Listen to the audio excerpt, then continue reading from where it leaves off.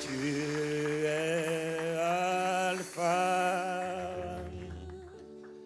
et Oméga.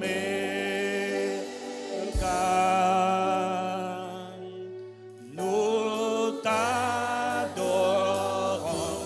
Seigneur. Tu es si très digne de louange. Tu es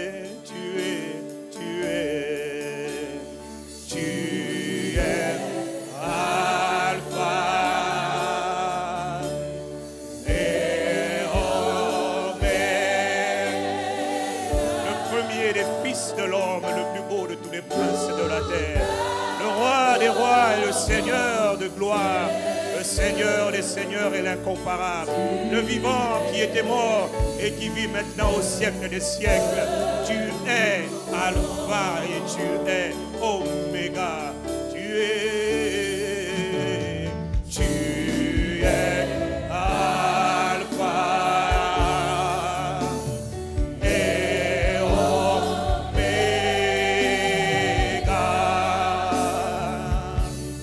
Nous t'adorons, l'agneau de Dieu qui a été immolé avant la fondation du monde. Il est digne de recevoir louange, honneur et gloire. Nous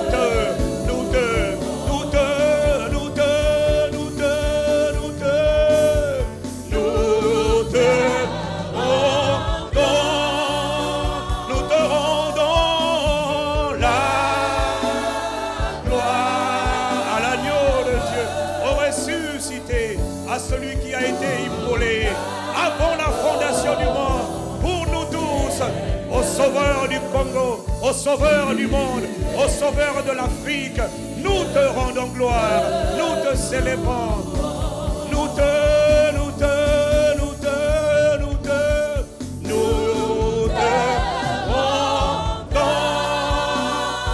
rendons la gloire.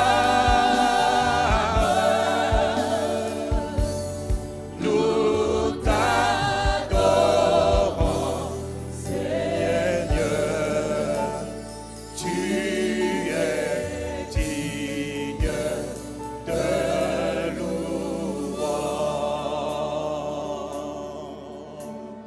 Gloire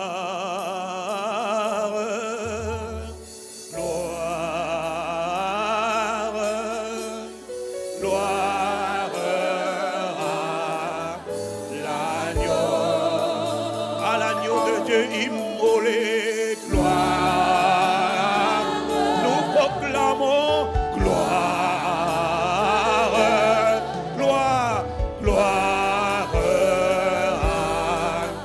l'agneau. Au ressuscité, nous proclamons gloire à celui qui a triomphé par son sang.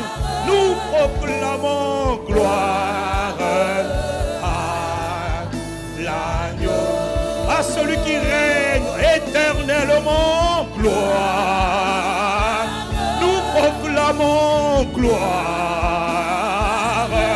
gloire à l'agneau. Une dernière fois, au grand vainqueur, gloire à Jésus le Christ, à Christ le grand triomphant de gloire. L'agneau, car il est glorieux et digne de régner. Il est l'agneau, il est souverain. Car il est glorieux et digne de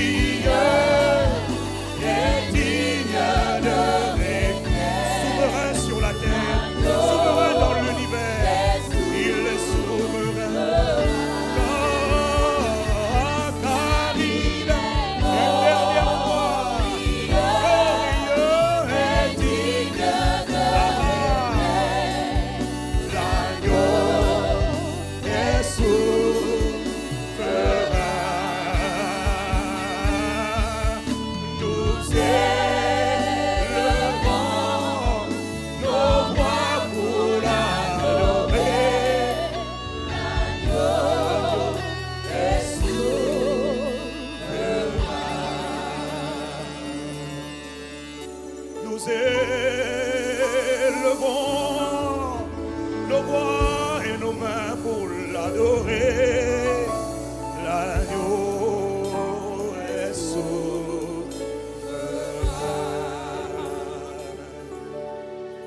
Il est l'agneau, l'agneau de Dieu.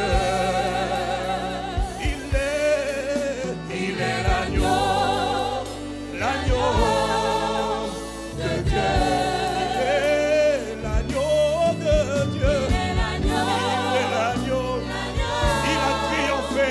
Il a offert le sang du pardon. Il est là, le sang du triomphe.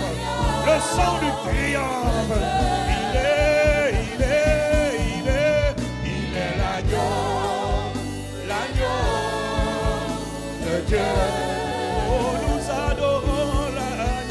adorons l'agneau de Dieu. Nous adorons l'agneau, nous adorons l'agneau de Dieu. Nous adorons l'agneau de Dieu. Nous honorons l'Esprit, nous honorons l'Esprit de Dieu.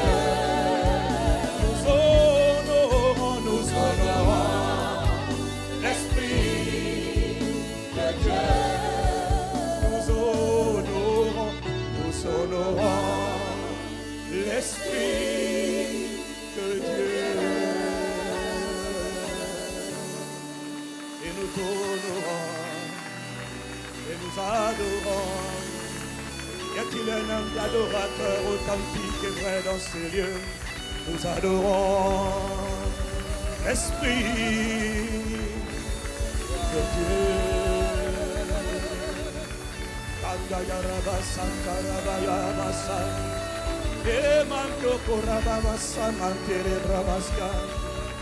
L'agneau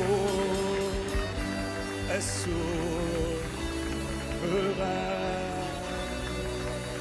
À celui qui a vaincu, à celui qui nous a aimés et qui a fait de nous un peuple pour Dieu, à celui qui a fait de nous des adorateurs authentiques, à celui qui nous a rachetés de nos péchés par son sang, à celui qui a versé le sang 7 fois pour nous racheter, à celui qui a payé le prix de notre rédemption, à celui qui a offert la rançon pour nous délivrer. À lui l'honneur et la louange et la gloire. Il est la parole faite chair. Il est le Christ incarné. On l'appelle Jésus de Nazareth, le Messie, le Christ, le Shiloh, le premier d'entre les morts, le premier-né de la plus grande famille de Dieu. À toi la louange, à toi la gloire.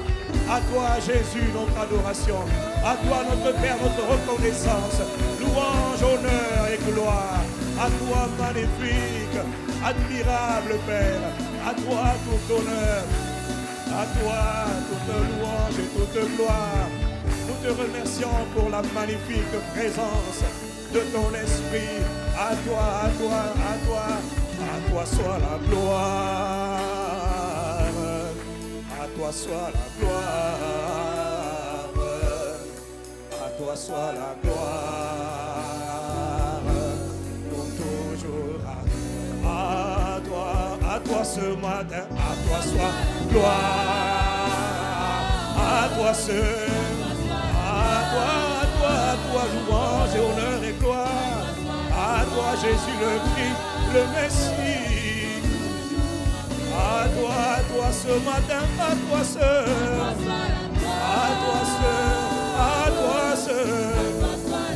louange, honneur et gloire.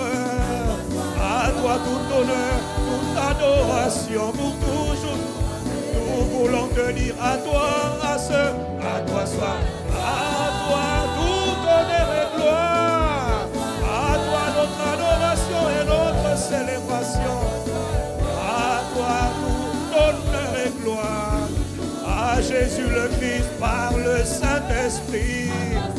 À toi notre adoration. À toi notre gratitude au Père. À toi ce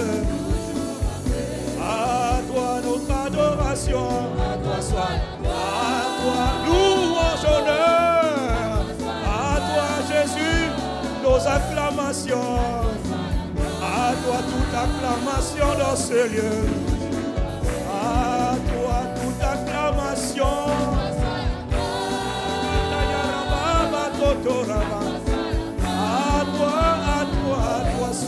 À toi soit la gloire pour toujours. Amen. Pour toujours, amen. Pour toujours, amen. Pour toujours à toi la gloire, amen. Y a-t-il quelqu'un pour acclamer avec moi le nom du Seigneur? D'âge en âge, de génération en génération, ses œuvres sont belles. Tu es digne de gloire et de louange. Tu es digne de célébration, de contemplation. Oh Papa, notre Père, notre gloire, notre richesse, notre splendeur. À toi tout honneur, à toi toute adoration, à toi toute gloire. Dans le plus beau de tous les fils de l'homme. Oh, à toi, Père. À toi, Père, à toi. Nous sommes reconnaissants ce matin. Nous t'honorons ce matin. Tu es présent, notre Père et notre Dieu.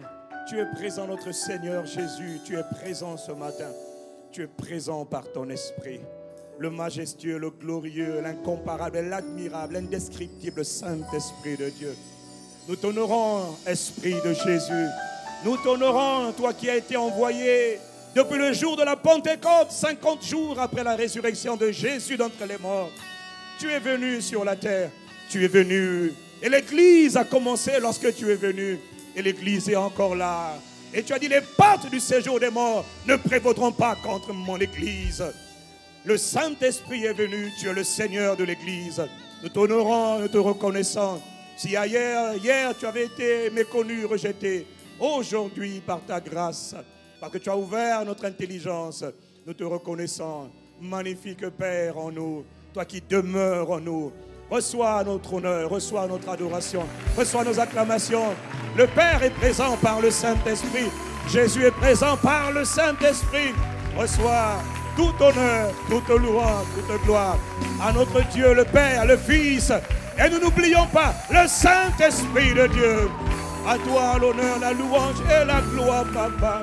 À toi, magnifique en sainteté, très digne de louange. Toi qui opères de si grands prodiges.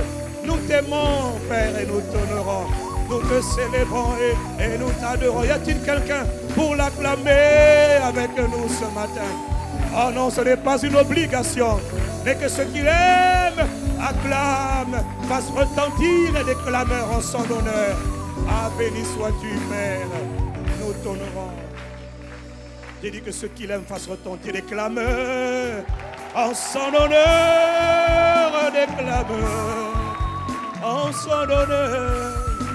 Vous savez, pendant que nous sommes là, vous savez, si Dieu est capable de voir le nombre de cheveux que tu as même sur ma tête rasée là, Dieu sait le nombre de cheveux qui sont numérotés. Combien, à plus forte raison, Dieu n'est pas capable de voir un cœur qui est disposé pour lui. Un cœur qui l'aime, un cœur qui le chérit. Alors je dis que quelqu'un fasse retentir les clameurs en son honneur. À lui l'honneur, la louange et la gloire. Si tu as des mains, prends le temps d'acclamer avec le moi. À toi, Jésus, honneur et gloire. À toi, notre Père qui est dans les cieux. À toi, magnifique Père ici. Béni sois-tu, béni sois-tu. Nous honorons, nous acclamons ta présence. Lorsque le chef de l'État passe quelque part, les gens acclament. Mais ici, il n'y a pas un chef d'État. Il y a l'Esprit du Roi de gloire. Incomparable, invisible, c'est vrai, mais ô combien réel. Nous honorons et nous acclamons. Nous reconnaissons et nous célébrons la présence de l'Esprit de Dieu. Béni sois-tu, béni sois-tu, béni sois-tu. Merveilleux Saint-Esprit de Dieu. Y a-t-il quelqu'un pour me donner un bon amen ce matin? Y a-t-il quelqu'un pour donner un bon amen à Jésus?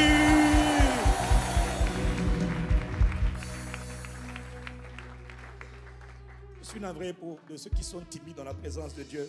Je ne sais pas être timide dans sa présence. Dans sa présence, il y a abondance de joie. Quand il y a abondance de joie, ça se voit. Papa, acclamez en étant comme ça. Papa, je suis désolé. Y a-t-il quelqu'un qui a envie de l'acclamer en disant un bon Amen, Amen? Ce n'est pas une obligation. À toi, honneur, louange et gloire. À toi, le Christ, le Messie, le Shiloh. À toi, notre Père et notre Maître. Béni sois-tu, Père, dans le nom de Jésus le Christ. Dis-moi un bon Amen vitaminé. Je vais vous asseoir dans sa présence pour ceux qui le peuvent.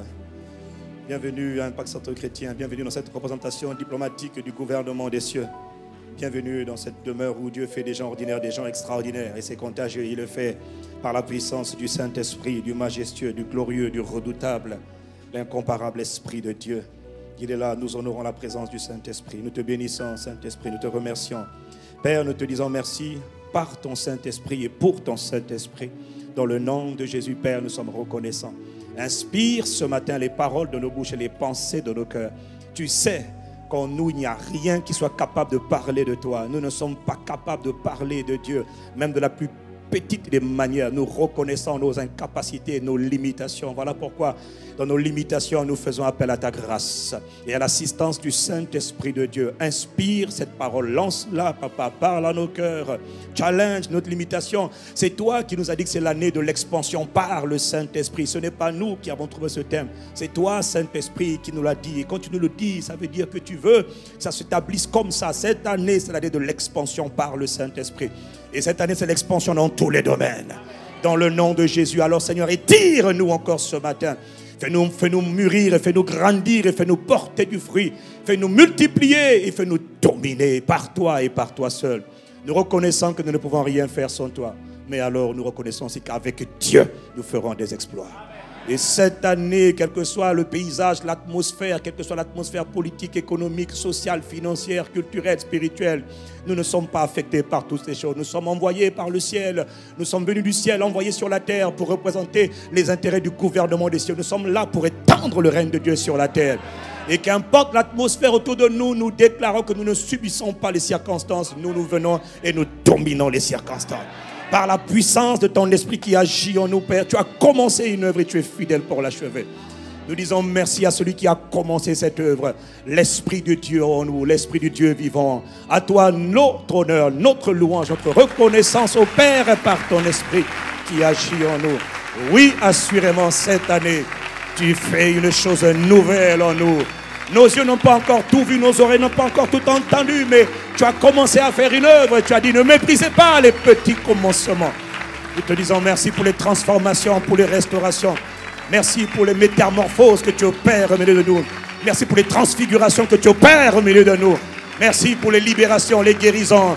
Mais les guérisons et les libérations ne sont qu'une étape dans la transformation, dans la métamorphose. Merci pour cette génération d'hommes et de femmes de distinction, d'hommes et de femmes d'exception que tu es en train de créer, de susciter dans ce pays. Ce pays verra la gloire de Dieu. Parce que tu t'apprêtes à établir ta domination sur le Congo. Et tu te prépares une génération d'hommes et de femmes. Ça ne dépend pas des âges, des grâces, des fastes, des non. Ça dépend de l'Esprit de Dieu qui agit seulement et de la grâce qui est libérée. À toi qui fais ces choses, excellent Père, à toi louange, honneur et gloire. Il y a quelqu'un qui a accompli, qui est d'accord et qui me dit Amen et qui acclame ton nom, Père. Béni sois-tu, Père. Père d'amour et de bonté, Père de grâce et de merveille. Quelqu'un me dit Amen. La Bible dit que c'est poussé par l'Esprit que les hommes ont parlé de la part de Dieu. Nous n'avons pas la capacité de parler de la part de Dieu. Je reconnais cela. C'est parce que je reconnais que je n'ai pas la capacité de parler de la part de Dieu que je ne me tiens pas par mes capacités, mais je compte seulement sur la grâce et l'assistance du Saint-Esprit. Il a dit, ouvre ta bouche et je la remplirai. Quelqu'un me dit Amen. Nous sommes en train d'étudier. Le pasteur Anissé a continué le travail, a continué à enseigner. Je bénis Dieu pour son serviteur, le pasteur Anissé. Au moins, il a respecté les règles qu'on s'est convenues. Il n'a pas dit des choses compliquées ici, là. Que Dieu soit béni pour son serviteur. Je tiens à ce qu'on l'honore, le pasteur Anissé, ce matin. Quelqu'un dit avec moi, et quelqu'un acclame le nom du Seigneur. Oui, c'est une grâce. C'est une grâce. Vous savez, dans beaucoup d'églises, les gens se battent pour prendre le micro, pour prêcher le dimanche. Il y en a même qui font la guerre au pasteur parce qu'il ne prêche pas le dimanche. À ICC, on se bat pour fuir le micro. Non, c'est là pour la première fois. Sachez qu'ici, on se bat. Donc, si le pasteur pouvait même laisser le micro à quelqu'un d'autre, je serais ravi. Et je suis honoré d'avoir de tels collaborateurs. Cette bonne famille spirituelle, tous ces ministres qui assistent dans l'accomplissement de la volonté de Dieu. Je tiens à bénir Dieu pour vos vies. Dis-moi un bon amen pour eux tous. Voilà, est-ce qu'on peut acclamer le Seigneur pour le conseil pastoral? L'église, ce n'est pas le pasteur Yves. Non, c'est pas vrai. Ce n'est pas le pasteur Yves. L'église, c'est tous ses frères, ses stars. Ses stars. Et au-delà des ministres, il y a les différents responsables, il y a les différentes stars qui travaillent activement pour faire avancer le royaume de Dieu ici au Congo-Brazzaville. Bienvenue au Congo. Bienvenue à Brazzaville. C'est le pays où Dieu règne. Amen. Tout œil le verra. Ce n'est qu'une question de temps. J'ai dit tout œil le verra. Là, je ne parle pas par ma chair, je parle par l'Esprit de Dieu. Tout œil le verra. Que vous y croyez, que vous y croyez pas, vous allez voir la gloire de Dieu. Ceux qui me disent que oui, tu mens, je dis papa, même si je mens, tu saurais qu'on ne montait pas, on était sérieux. Et on parlait par l'esprit de prophétie. On disait ce que Dieu allait faire. Et Dieu va le faire. Toi et moi, nous sommes nés pour étendre le règne de Dieu ici. Dis-moi amen. Et nous avons vu, le pasteur Anissé a continué de commencer à parler de la communion du Saint-Esprit. Nous avons vu ensemble que sans la communion du Saint-Esprit, il n'y aura pas de règne. Parce que Dieu au commencement est un roi. Et Dieu est un roi qui règne. Un roi par défaut règne, c'est-à-dire il domine, il gouverne, il contrôle, il commande, il assujettit, il fout le pied. La nature de notre Père, c'est que Dieu ne subit jamais rien. Il commande. Je suis l'Éternel. Ça, c'est sa phrase. Je suis l'Éternel, je domine sur les nations. Levez vos têtes, regardez en haut dans les cieux et sur la terre et dans les eaux plus bas que la terre. Dieu domine, Dieu commande. Et le jour où Dieu crée une espèce qu'on appelle l'espèce humaine, il a créé exactement comme lui. Tu sais pourquoi? Parce qu'un roi ne peut que créer des rois. Un roi n'enfante pas d'esclaves, c'est pas possible. Un roi, quand il met un enfant au monde, l'enfant là est un roi aussi. Et quand il a créé l'espèce humaine, il a dit à l'homme, il a dit lui-même, faisons l'homme à notre image, selon notre ressemblance, afin qu'il domine, afin qu'il le gouverne, afin qu'il le commande, qu'il triomphe, qu'il fout le pied. Dieu n'était pas en train de dire qu'il fallait que tu règnes, il fallait que tu domines sur tes frères, c'est tes sœurs, non. Il était en train de dire qu'il fallait que tu domines sur les circonstances de la vie, sur les situations de la vie, sur les événements, sur les sentiments, les émotions, sur la peur, l'angoisse, le stress, tu domines. Même quand il y a des montagnes, tu écrases les montagnes, tu domines les montagnes. Quelles que soient les persécutions, tu domines les persécutions. Les accusations, tu te lèves au-dessus des accusations, tu domines sur les accusations. On te fait la guerre, on n'arrive pas à te vaincre. Pourquoi? Parce que tu domines sur les adversaires. Ils sont même fatigués, ils sont obligés de lâcher prise. Quelqu'un me dit amen. C'est l'esprit de domination qui repose sur toi dans le nom de Jésus-Christ. Cette année, frère, cette année, c'est pas moi qui dis, c'est le Saint-Esprit. C'est l'année de l'expansion par le Saint-Esprit. Tu es né pour dominer. Voilà pourquoi tu ne supportes pas quand tu subis les circonstances. Voilà pourquoi tu n'es pas à l'aise, ton âme est frustrée, tu n'es pas à l'aise quand tu sais que tes prières ne sont pas exaucées. Quand tu vois que tu n'arrives pas à t'en sortir tous les mois, tu n'es pas à l'aise, tu n'es pas content. Pourquoi tu n'es pas content? Tu n'es pas né pour subir ça, tu es né pour dominer dessus. Tu es né pour avoir en abondance et pour être une source de bénédiction pour les autres. Et cette année, tout ce qui t'avait bloqué, tout ce qui t'avait empêché de t'épanouir financièrement, socialement, spirituellement, maritalement, conjugalement, cette année, ces chaînes, ces barrières se cassent dans le nom de Jésus. Cette année, tu t'étends. Sans faire d'effort, tu t'étends. Pas parce que tu veux, parce que Dieu l'a dit. Et quand tu l'as dit, tu dis, Seigneur, tu l'as dit, alors je le crois, je m'étends. Si Dieu ne l'avait pas dit, tu aurais pu ne pas le dire. Mais quand Dieu l'a dit, maintenant tu dis, Seigneur, puisque tu l'as dit, je m'étends. Quelqu'un me dit Amen. Quelqu'un me dit Amen. C'est pour ça que tu es né, pour dominer sur les circonstances. Mais la réalité, c'est que Dieu t'a créé avec une petite limitation. Tu ne peux pas t'étendre par toi-même. Tu ne peux pas dominer surtout par toi-même. C'est parce qu'il sait que le monde dans lequel on est un monde qui est spirituel. Nous sommes dans un monde matériel, mais qui est gouverné par un monde qui est spirituel. Et c'est parce que tu ne sais même pas tout ce qui t'entoure. Tu ne vois pas tout ce qui t'entoure. Alors Dieu sait que pour dominer sur toutes les circonstances, il y a des choses sur lesquelles tu ne peux pas dominer par toi-même. Tu ne peux même pas dominer sur le péché par toi-même. Ce n'est pas possible. Tu ne peux pas arrêter. Il y a des choses que tu ne peux pas faire par tes propres efforts. Comment tu fais pour pardonner lorsque tu n'arrives pas à pardonner? Lorsque ceux qui t'ont fait du mal, ils t'ont vraiment fait du mal sciemment. Il y a des choses que tu ne peux pas faire. Dieu te dit, petit bas la terre, calme-toi. Je viens habiter à l'intérieur de toi. Et quand je viens habiter en toi, maintenant suis-moi seulement. Je te rends capable de dominer. Tu dis, tu me fais du mal, mais je ne vais pas te rendre le mal pour le mal. Je te bénis. Comment tu fais ça là? L'esprit de domination est en toi. On l'appelle l'esprit de Dieu, l'esprit de Christ. Dis-moi Amen. Et c'est par lui seul. Dieu sait que tu n'es pas capable de vaincre le péché par tes propres efforts. Ce n'est pas possible. Personne ici ne peut me dire, ouais, j'arrête de coucher avec toutes les femmes comme j'avais l'habitude de coucher parce que j'ai envie d'arrêter. C'est impossible, tu ne peux pas. Pourquoi? Tes yeux sont péchés, ta main est péchée, ta chair est péchée. Le péché depuis Adam nous a tous trahis, le péché est tapis dans ma chair, dans mon corps. On appelle ça sac dans la chair, le péché est caché dedans. Donc même quand tu voulais faire le bien, même quand tu voulais pas voir, même quand tu voulais pas toucher, tu vas toucher. Il faut une force supérieure pour te rendre capable de dominer sur tes pulsions. Dominer sur tes émotions, tes envies, tes appétits. Tu dis, je refuse. Je refuse. Elle est nue, il est nu. Tu dis, je refuse. Ça, il faut une force supérieure. C'est la force du Saint-Esprit. Quelqu'un me dit Amen. Je sens quelqu'un qui est désolé, qui dit, moi, je n'ai pas pu résister. C'est pas grave, cette année, tu résistes. Frère, tu n'es pas né pour subir. Tu es né pour dominer sur tout. Quelqu'un dit Amen. À cause de cela, il fallait que le Rédempteur vienne parce que nous avions perdu l'autorité que Dieu nous avait donnée. Nous avons vu que Jésus est venu avec un objectif principal, restaurer, rétablir le royaume de Dieu sur la terre. Voilà pourquoi le message de Jésus, c'était seulement le royaume de Dieu, le royaume de Dieu, le royaume de Dieu. En fait, il disait maintenant le royaume est arrivé. Et c'est lui qui est le roi qui est venu introduire le royaume. Et avant de partir, il nous a dit, moi je m'en vais maintenant au Père, mais je vous envoie maintenant mon esprit, le consolateur, le Saint-Esprit, c'est mon esprit. Vous ne me verrez plus en chair et en os, mais vous ne me verrez plus de manière visible, mais je serai toujours là. Vous me verrez, parce que vous sentirez les effets de ma présence. Il est venu rétablir le royaume à travers le roi. Et qui est le roi? L'esprit du roi, qu'on appelle le Saint-Esprit. La Bible nous a dit, nous avons vu ensemble dans 1 Jean 5, verset 7. N'oubliez pas jamais ce passage. Ce passage qui est ô combien ambigu, combien complexe, mais qui est ô combien profond. Il y en a trois dans le ciel qui rendent témoignage. Il y en a trois dans le ciel qui décident de tout. Il y en a trois dans le ciel, le conseil secret de Dieu. Le conseil secret de Dieu, la Trinité divine, qu'on appelle la Trinité. La Bible ne dit pas que c'est la Trinité, mais on a appelé ça la Trinité, le conseil de Dieu. Un Dieu qui s'est manifesté en trois personnalités distinctes. La Bible dit qu'il y en a trois dans le ciel qui rendent témoignage. 1, le Père. 2, la parole, qu'on appelle encore le Christ. Et 3, le Saint-Esprit. Et il ne faut surtout pas oublier le troisième, le Saint-Esprit. Il n'est pas inférieur aux autres, absolument pas du tout. On l'appelle la troisième personne de la Trinité parce qu'il est le troisième à avoir été révélé. Qui est le Saint-Esprit. Nous avons d'abord vu que Jésus est venu, que le Père d'abord ne quitte jamais le trône, que le Père ne quitte jamais le trône. Le Père domine, il règne, il est assis sur le trône et il règne. Sur toute l'étendue de l'immensité de l'univers, Dieu règne. En un clin d'œil, son regard parcourt la terre et parcourt l'univers tout entier. Comment il fait? Il est le boss, mon gars, il domine. Quelqu'un me dit Amen. Et lorsqu'il fallait sauver les êtres humains, qui est descendu pour sauver les êtres humains? Dieu. Lequel est Dieu? La parole de Dieu. Il est celui qui est sorti de la bouche de Dieu. On l'appelle Dieu la parole, ou encore Dieu le Fils, ou encore le Christ, le Messie. C'est lui qui est venu pour apporter le sang. Pourquoi est-ce qu'il a apporté le sang? Parce qu'il fallait que l'humanité entière soit rachetée de son péché. Parce qu'il fallait que l'autre vienne. Quel autre? Le Saint-Esprit. Le problème, c'est que le Saint-Esprit ne pouvait pas venir tant que l'être humain n'avait pas été pardonné, purifié, sanctifié, donc déclaré saint. Parce que celui qui vient, il a une particularité, c'est qu'il est saint. S'il arrive là où c'est souillé, il peut te faire mourir parce que tu es souillé.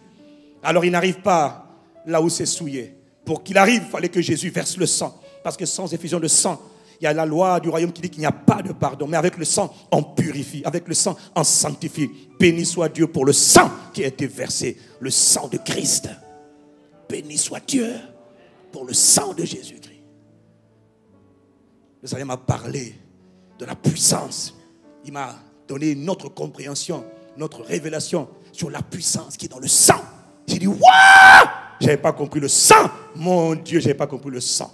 Maintenant, j'ai mieux compris le sang. Et je vais vous partager avec vous ce qu'il m'a partagé sur le sang.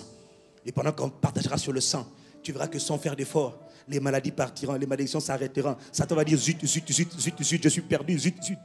Parce qu'il y a beaucoup de choses qui ne changent pas quand tu n'es pas plus conscient de la puissance qui est dans le sang.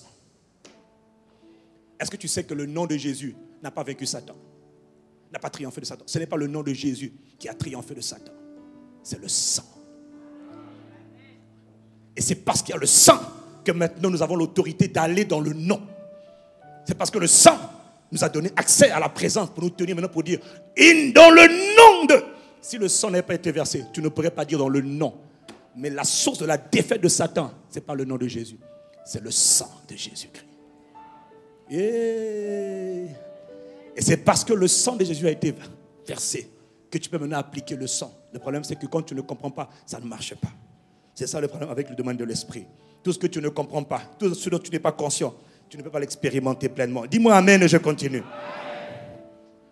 Il fallait que le sang soit versé. Pourquoi? Pour que Le Saint-Esprit. Dis avec moi, le Saint-Esprit. La troisième personnalité de la Trinité. Il n'est pas le troisième. Il n'est pas inférieur au Père, il n'est pas supérieur au Père, il est au Fils. Non. On l'appelle troisième, pourquoi? Parce qu'il est le troisième à être révélé pleinement. Le Père s'est révélé, ensuite le Fils s'est révélé. Et le Fils a révélé le Saint-Esprit. Il est le Dieu oublié. Il est le Dieu méprisé. Mais désormais, il n'est plus méprisé, il n'est pas oublié. Quelqu'un me dit un bon amen. Amen. La promesse de la venue du Saint-Esprit, c'est la dernière dans Acte 1, verset 8. C'est la dernière des paroles que Jésus nous a données. Il a dit, mais vous recevrez une puissance. Restez là, restez dans la vie, ne bougez pas. Pour être mes témoins, pour démontrer mes œuvres, manifester ma gloire, opérer des signes et des prodiges, vous-même pour devenir des signes et des prodiges dans votre génération, pour que vous soyez des instruments que le diable, l'enfer va craindre. Vous avez besoin de quelqu'un. Lequel? Celui qui est en moi. Je m'en vais vers le Père et je vous l'enverrai. Et 10 jours après l'ascension, pendant qu'il monte, il dit, ne quittez pas, restez là. Vous recevrez une puissance, celle de la personne qu'on appelle le Saint-Esprit. Il viendra sur vous et vous serez maintenant mes témoins. Partout jusqu'aux extrémités de la terre, vous serez mes témoins. Et 10 jours plus tard, le Saint-Esprit est venu le jour de la Pentecôte. Et béni soit le Saint-Esprit, il n'est jamais reparti. Qu'avons-nous dit? Pourquoi parlons-nous du Saint-Esprit?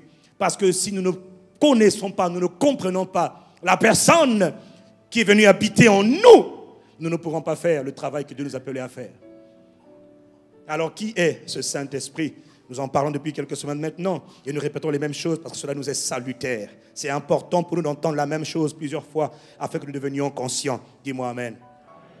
Qu'avons-nous dit? Nous avons dit que le Saint-Esprit, il est le messager, il est le transporteur, le messager de la présence de Dieu. Aujourd'hui, depuis que Jésus est monté au ciel, le Père n'était jamais descendu. C'est le Fils qui était descendu. C'est la parole du Père qui était descendue. Il s'était fait chair.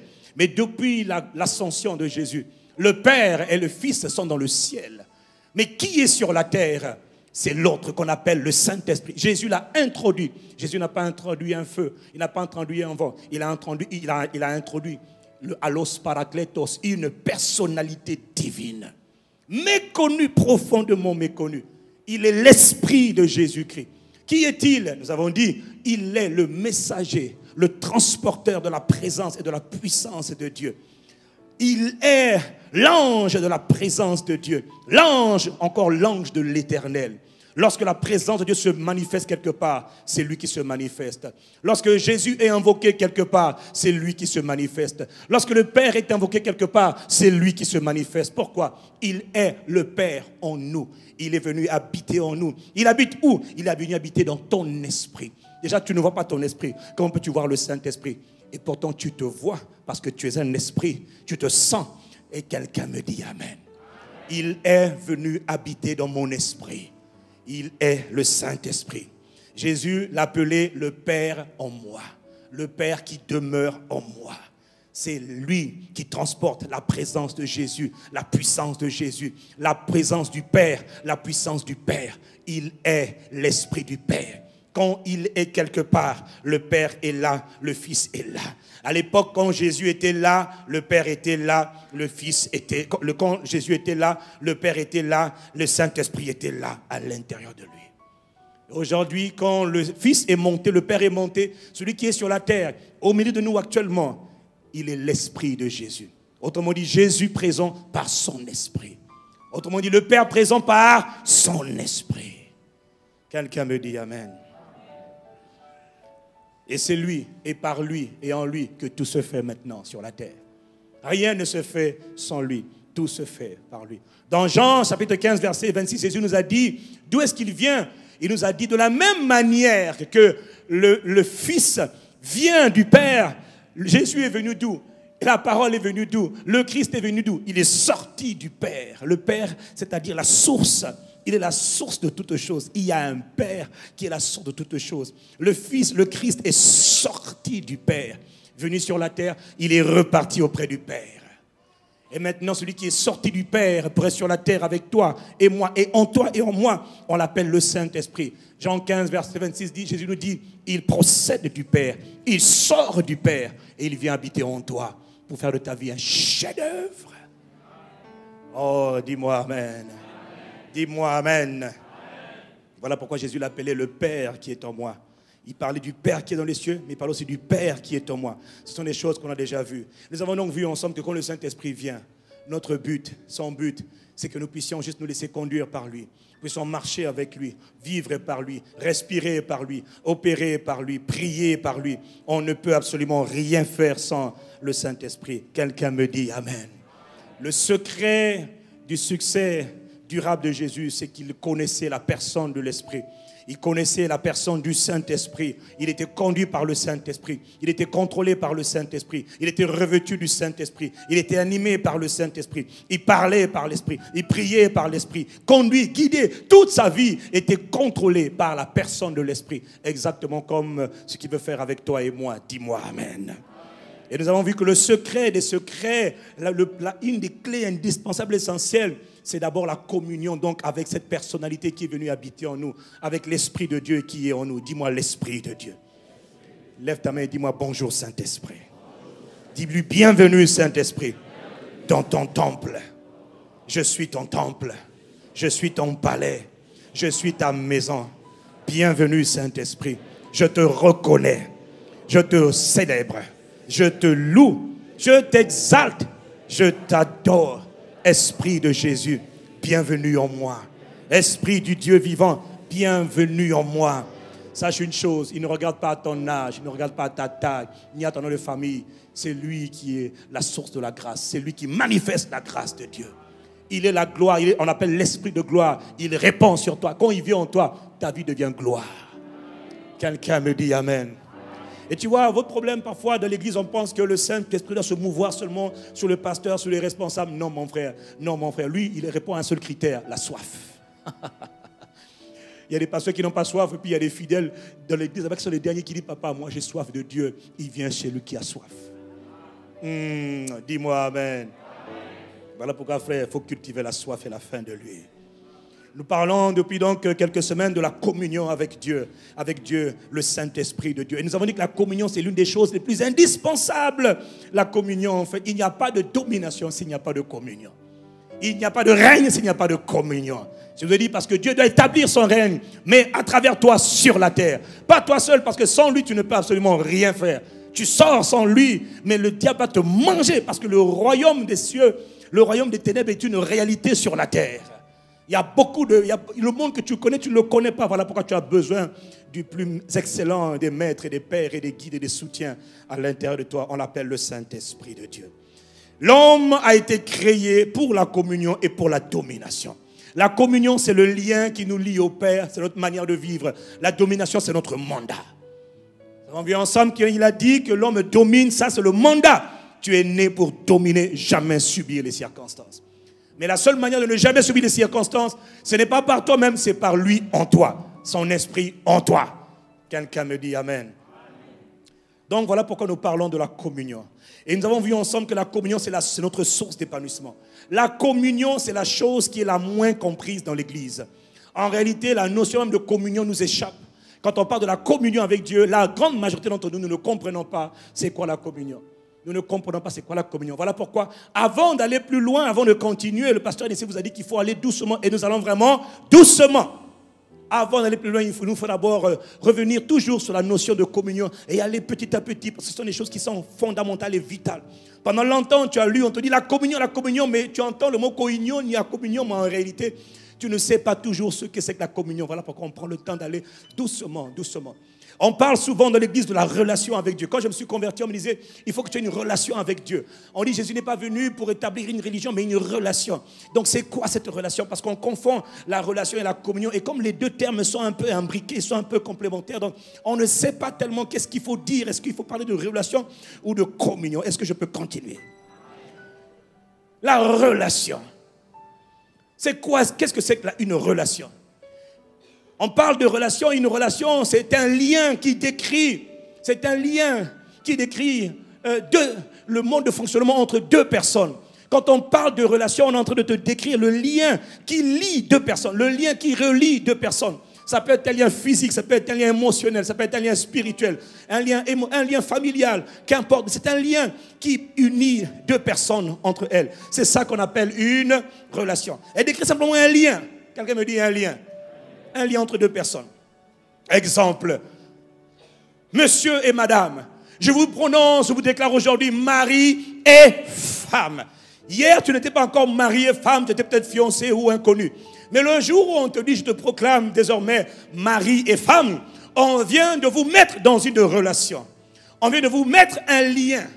Un lien vient d'être tissé entre vous deux. C'est une relation conjugale, une relation entre un homme et une femme, entre un mari et une femme, entre un époux et une épouse. Ça, c'est ce qu'on appelle une relation. C'est un exemple de relation.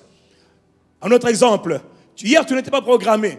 Papa a eu une relation avec maman. Qu'importe qu'ils étaient officiels ou pas officiels, tu es né dans ce monde. Aucun enfant n'est illégitime.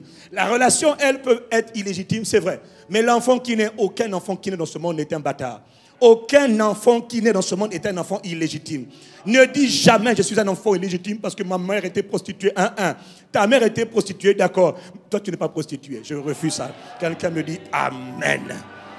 Depuis le ventre de ta maman, là, ah, papa, Dieu t'avait formé. Si Dieu ne voulait pas que tu naisses, tu ne serais pas né. Déjà, même quand tu es né, tu as dû lutter avec 500 millions de spermatozoïdes qui se battaient pour féconder l'ovule. C'est toi qui as gagné et tu es là. Quand on ne te dit pas que tu es un échec, tu es un chef-d'œuvre.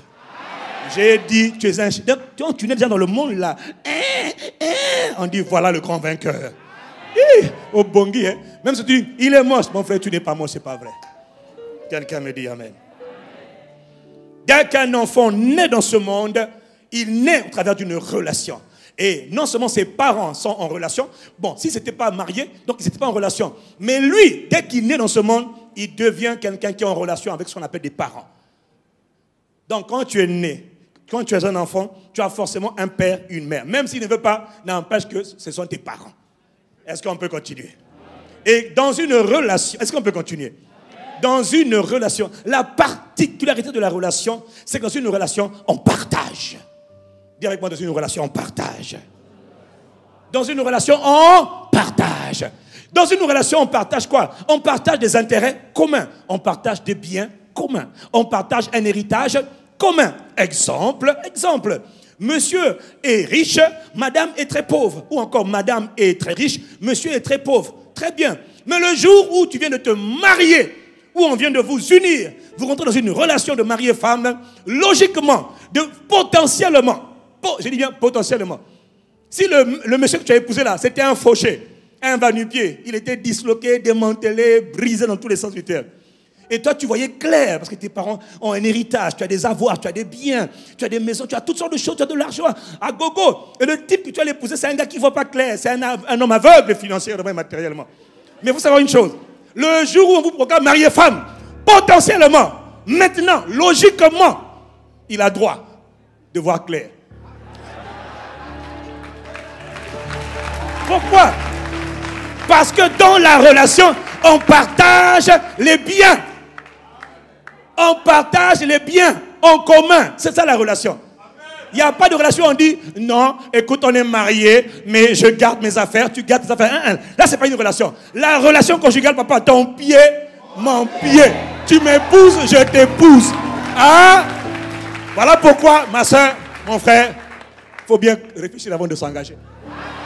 Parce qu'il y a des voraces et des vautours qui n'attendent que t'épouser pour saisir le bien. Après, c'est trop tard. Maintenant, il faut dire, Seigneur, aie pitié. Est-ce qu'on peut continuer? La particularité d'une relation, on partage tout. On partage les biens. Quand tu es né, même si ton père ne t'aime pas, si ta mère ne t'aime pas, qu'importe, si tu es né, si les parents ont des biens, tu deviens potentiellement ce qu'on appelle un héritier. Pourquoi? Parce qu'il y a un lien qui vous unit et tu es dans une relation avec eux, une relation de père à enfant ou de mère à enfant. Tu es donc éligible, je dis bien potentiellement. C'est-à-dire quand on te regarde, logiquement, tu as droit. Mais ce n'est pas automatique. Est-ce que je peux continuer? Si tu restes au niveau de la relation, si nous restons au niveau d'une relation, quelqu'un me dit une relation, nous serons frustrés, nous n'allons pas progresser. Pourquoi? Parce que la relation en elle-même n'amène pas automatiquement le bonheur et l'épanouissement. Aucune relation n'emmène automatiquement à l'épanouissement et au bonheur. Ce n'est pas parce qu'on vous a dit, vous pouvez maintenant embrasser la mariée. Ça, c'est le jour du mariage. Hein. Et moi, c'est des dossiers. 5 ans plus tard. Mais qu'est-ce qui s'est passé? Mais il y a 5 ans là, j'ai vu même les photos des mariés, avec la robe de mariée, avec le smoking. C'est oublié. Vous êtes dans une relation, c'est vrai. Mais votre relation n'a pas progressé. Vous êtes resté là où vous étiez hier. Est-ce que quelqu'un me suit? Ce n'est pas parce qu'on est dans la relation qu'on est épanoui. Oh, je peux te donner des tonnes de mariages, de tonnes de couples qui ne sont pas épanouis, qui ne sont pas heureux. Et pourtant, ils sont dans une relation. Ils sont dans la relation conjugale, mais ils ne sont pas épanouis. Ils sont dans une relation conjugale, mais ils ne sont pas heureux. Ça fait des années, ils ne sont toujours pas heureux. Mais ils se supportent. On est là. Ah, papa, on ne peut pas divorcer. On est à ce moment-là. On tient par la grâce de Dieu.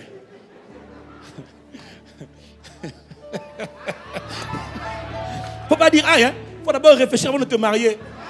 Pas te marier, hein, mais attention, hein, quand le pasteur Yves te dit, ma soeur, c'est pas lui. Pasteur, tu m'aimes pas, maman, c'est pas lui. Moi, je vois, maman. Moi, je connais le paradis sur terre, donc je vois. Hein. Ok, bon, ok, vis seulement. Quelqu'un me dit aïe.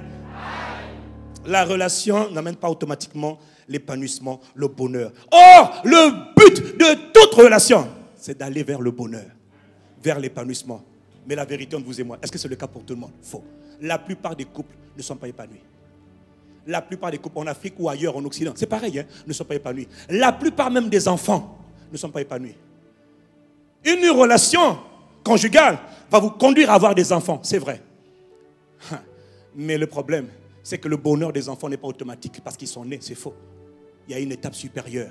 Cette étape supérieure, on l'appelle la communion. Quelqu'un me dit la communion. C'est quoi la communion? C'est la dimension supérieure de la relation. C'est quoi la communion? C'est la dimension supérieure de la relation. C'est quoi la communion? La communion décrit finalement quoi? La communion décrit finalement le développement et le maintien d'une relation. Dans un climat de paix. Dis avec moi la paix. Dans un climat de joie. Dans un climat d'amour. Dans un climat de confiance mutuelle et réciproque. La communion décrit le développement, le maintien, la progression de cette relation qui a commencé. Mais maintenant, on y assaisonne, on y met de la paix, on maintient la paix, on fait tout pour préserver la paix. On fait tout pour maintenir la joie. On fait tout pour maintenir la confiance mutuelle, le respect mutuel, la reconnaissance mutuelle, la valorisation mutuelle, l'estime de soi. On met ces ingrédients dans la relation. Et année après année, mois après mois, jour après jour, ce qui était une simple relation hier commence à progresser vers ce qu'on appelle une relation de communion. Ou encore la communion, c'est-à-dire une intimité, un niveau d'intimité, un niveau de passion, un niveau d'osmose, un niveau de est-ce que tu vois, non? Où tu sens qu'il y a le piment, voilà. Hein? Dis-moi amen seulement. Hein? Où tu sens qu'on a mis le piment dans la relation. Et du coup, la relation est en train d'être transformée de gloire en gloire. Ça, ce n'est plus une relation, ça devient ce qu'on appelle la communion. Est-ce que quelqu'un comprend de quoi je parle? Autrement dit, la communion, elle se construit à partir de la relation. La communion se construit à partir de la relation. Là où il n'y a même pas de relation, on ne peut même pas parler de communion. Il faut d'abord qu'il y ait une relation. Et dès qu'il y a une relation entre toi et quelqu'un, maintenant, on va développer la relation en maintenant l'amour, en maintenant la paix, en maintenant la joie, en faisant tous ces efforts. Parce qu'il y aura des situations de crise, de troubles qui viendront pour bousiller la relation, pour détruire la relation. Il y aura des situations où tu vas arriver parce que Satan rôde pour casser la relation. Et toi, tu vas te battre pour maintenir la relation, pour souder la relation. On s'engueule, mais on se réconcilie. Pourquoi? Parce qu'on doit maintenir la relation. On se dispute, mais on fait la paix. Pourquoi? Parce qu'on doit maintenir la relation. On doit pousser la relation vers le niveau de communion. Ça ne se passe pas du jour au lendemain. Ça se travaille progressivement. Quelqu'un me dit amen. J'ai dit, une relation va donner des enfants. C'est bien. Mais la communion va donner un foyer, une famille heureuse. Une famille épanouie. Ce n'est pas tout de faire des enfants. Il faut que les enfants soient des enfants qui s'aiment, qui s'acceptent, Des enfants qui s'apprécient. Des enfants qui apprécient la vie, qui aiment tout le monde, qui respectent tout le monde, qui s'aiment les uns les autres, qui aiment leur pays, qui aiment leur nation. Vous savez pourquoi l'Afrique va mal? Le monde va mal, l'Europe, tous ces pays vont mal. Pourquoi? Parce qu'on a cassé la famille. Or, la famille, c'est le premier maillon de socialisation. C'est le premier socle sur lequel il faut travailler. Mais maintenant, la famille, on ne sait plus qui est papa, qui est maman. Jean-Bernard a épousé Jean-Louis. Et Edith a épousé Eva. On ne sait plus qui est le père, qui est la mère. Et vous voyez, c'est la pagaille. Parce que Satan a attaqué la famille. Et même quand il y a papa et maman, mais tu vois, papa n'est jamais là. Et même quand papa est là, papa aussi, il ne sait pas c'est quoi être un père. On lui a dit, fais les enfants, ngolo, ngolo, il fait les enfants, pou, pou, et puis après il s'arrête. Il ne sait pas c'est quoi prendre soin des enfants. Excusez-moi, je suis un homme, Lui, on lui a dit, être un homme, c'est avoir des voitures, avoir des femmes. Waouh! Avoir des enfants à gogo partout. Je tire parti, je tire par là, mon gars. J'ai des enfants avec 10 femmes. C'est ça qu'on lui a appris. On ne lui a pas appris que le but, ce n'est pas de faire des enfants. Le but, c'est de transformer la vie des enfants. Éduquer les enfants. Inculquer la crainte de Dieu. Inculquer la passion de Dieu. La fidélité de Dieu. Hey! C'est ça qu'on ne lui a pas dit. Envoyez-les à ICC. Envoyez-les à ICC. Même s'il ne m'aime pas, il va m'aimer parce que je lui parlais la vérité. Envoyez-les à ICC. Envoyez-les ici. Oh. Vous savez pourquoi? Parce qu'ici, Dieu transforme les zéros en héros. Il transforme les gens qui ont échoué. Il en fait des chefs-d'œuvre. Oh, quelqu'un me dit amen ici. Tu vois, dans beaucoup de couples, il y a juste la relation. Mari et femme, enfants et parents. Mais il n'y a rien de plus. Or, le but de Dieu, le but, logiquement, quand on rentre dans la relation, c'est d'aller plus loin. 10 ans après, on voit les enfants ont grandi. Ils sont respectueux. Ils sont épanouis. Ils sont heureux, ils sont intelligents, ils aiment la vie, ils croquent la vie, ils ont confiance en eux, ils ont confiance en Dieu. Ça ne se produit pas du jour au lendemain. Il faut travailler la relation. Avec les enfants, il faut travailler la relation entre les parents. Là où il y a relation, on doit travailler la relation. On doit nourrir la relation. On doit améliorer la relation jusqu'à parvenir à ce qu'on appelle la communion. Est-ce que quelqu'un me suit ce matin? Donc tu vois, je te parle d'abord de l'exemple humain, pour que l'exemple terrestre, que tu comprends l'exemple céleste. Dans la relation, par défaut, quand on rentre, il y a un héritage. Il y a des biens communs qu'on va partager. Quel est le parallèle? Une fois que tu nais de nouveau, la Bible dit que tu deviens un enfant de Dieu. C'est la relation. Jésus a versé son sang pour que la famille de Dieu s'agrandisse. Mon frère, Dieu est un père. Dieu a toujours été un père. Un roi et un père et un juge. Mais avant le juge, c'est d'abord le père. Et la Bible nous enseigne dans Romains 8, verset 29, que Dieu avait un plan, Dieu avait un projet. Dieu avait un seul fils. Dieu est un père. Il avait un seul fils. Son unique. On l'appelle la parole de Dieu. Au commencement était la parole. La parole était avec Dieu, la parole était Dieu. Cette parole est sortie de la bouche de Dieu. On l'appelle le Christ, on l'appelle le Fils unique venu du Père. Mais Dieu avait un plan, Dieu avait un rêve. Dieu ne voulait pas juste que le Fils qu'il avait, le seul Fils qu'il avait, il se limite à un fils parce qu'un père, un vrai père, aime les enfants. Surtout lui, il aime les enfants. Et il a toujours voulu avoir une famille plus grande. Voilà pourquoi Romains 8, verset 29 nous dit qu'il voulait que son fils unique devienne le premier-né d'entre plusieurs frères. Autrement dit, le but du Père, selon le conseil de sa volonté, il voulait que son fils devienne le grand frère de plusieurs frères. Il n'y a pas sœur, frère dedans. Quelqu'un me dit amen. C'était ça la volonté du Père. Dieu était seul avec son fils. Comprends ce que je dis ce matin. Dis à ton voisin, comprends ce qu'il dit. Le but du Père, c'est d'agrandir la famille. Il avait un seul enfant. On l'appelait le Christ. Il voulait en avoir plusieurs. Qu'est-ce qu'il a fait? Il fallait qu'il sème son enfant. Quand Dieu crée l'espèce humaine, l'humanité, plutôt l'univers était en émoi. Tu sais pourquoi? Parce que dans le ciel, Dieu n'a personne qui l'appelait mon fils. À part le Christ, personne n'est appelé mon fils. Personne ne l'appelait papa. Mais Dieu imaginait plusieurs personnes sur la terre qui pourraient l'appeler Père, Papa. Dieu n'avait que des serviteurs. Dieu ne peut pas communier avec les anges. Les anges sont les serviteurs de Dieu. Ils sont envoyés sur la terre et dans l'univers pour accomplir la volonté de Dieu, les intérêts de Dieu, pour accomplir les desseins de Dieu. Mais ce ne sont pas les fils. Lucifer, astre brillant, qui mettait le sceau à la perfection, qui était beau, n'était pas appelé mon fils. Il était appelé serviteur. Ce sont des serviteurs. Gabriel, Michael, ce sont des serviteurs. Mais tu sais, Dieu voulait une famille. Personne ne l'appelait papa en dehors du fils unique venu du Père. Alors qu'est-ce que Dieu va faire? L'univers en est moi. Parce que Dieu va dire maintenant, sur la surface de la terre, sur cette petite planète de poussière qu'on appelle terre, je vais y mettre ma main. Je vais créer maintenant une nouvelle famille. Famille, ma famille de la terre. Faisons les hommes à notre image, selon notre ressemblance, afin qu'ils dominent. Mais faisons-les à mon image, à ma ressemblance. Et le premier homme qu'il a créé, il a appelé Adam.